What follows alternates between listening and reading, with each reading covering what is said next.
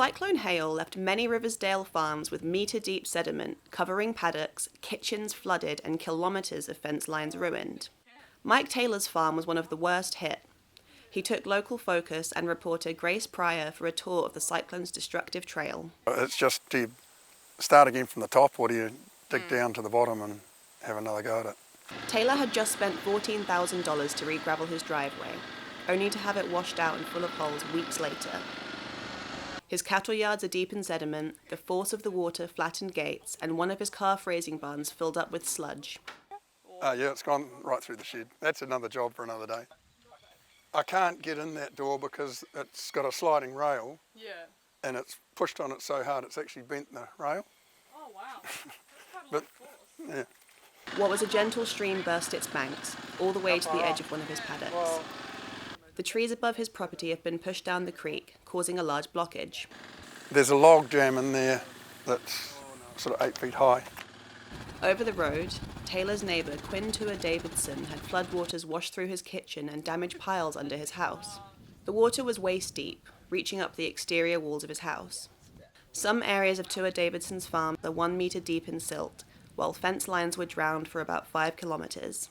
Tua Davidson says it'll be a pull down and start over again job, with an incredible amount of silt covering his land. Along the road, chunks of chip seal have been ripped up by the raging waters and pushed into roadside drains. Pretty typical of what the whole beach was like. Riversdale Beach had been covered in driftwood and polluted water, with the lagoon wiped away by pine runoff and wetland overflow.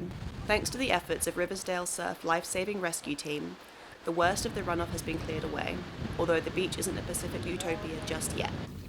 Taylor says he hasn't seen flood damage on this scale for about 15 years. Not just on an operational basis, you'd have to change the way all your floodgate systems and come up with something that's actually going to stand, higher flood volumes and things like that. Inland, Mike Butterick has fences filled with branches and kilometres of floodgates to fix. There's a lot of work. It's all fiddly, time-consuming stuff to fix, but pretty much every floodgate up every gully is gone. And it's not just the floodgate, it's the anchor points. So it's really time-consuming job to actually fix. And of course it's hard to contain stock because it's not a 5-minute fix. The year has already been tough for cropping farmers, absorbing the extra costs to plant their crops. Cropping's very expensive now. Like DAP's pretty much doubled in price in 12 months. Really? Yeah. So what probably used to cost, all up costs, contracting costs have gone up because of fuel and labour and the machines. So everything's gone up, which should be no surprise to anyone anyway, should it? But like most crops, like a brassica crop for lambs now, you're $1,000, $1,100 a hectare. But I guess, you put it in context with Gizzy, don't you? Yeah. Poor buggers up there. But the people that are probably going to really take a financial hit are the arable guys. With major weather events happening more frequently, these farmers are concerned about the future. The next opportunity to fix some of the pasture damage will be in autumn, with costs well into the hundreds of thousands. The government pledged $80,000 to be shared amongst Wairarapa farmers, but they don't believe it'll touch the sides.